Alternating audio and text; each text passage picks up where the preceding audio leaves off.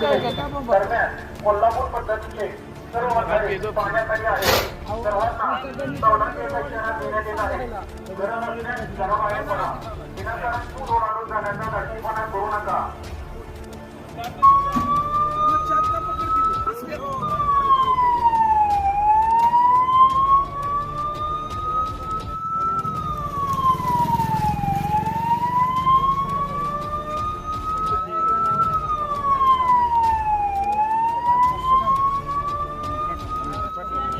त्याला gas shooting मध्ये मागे मागे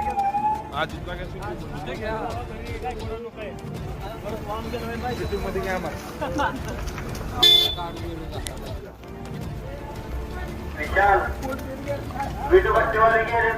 वडोद नगरपंचायत वडोद प्रशासनाद्वारे व आपत्ती व्यवस्थापन वडोद पंचक्रोशीतील सर्व नागरिकांना जाहीर आवाहनाद्वारे सूचित करण्यात येते की सातारा जिल्हा खटाव तालुका आणि वडोद गावच्या सर्व नागरिकांना अतिवृष्टीचा इशारा देण्यात आलेला आहे.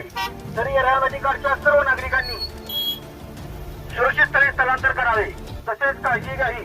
कोणत्याही क्षणी नदी पातळीत झपाट्याने वाढ होऊ शकते.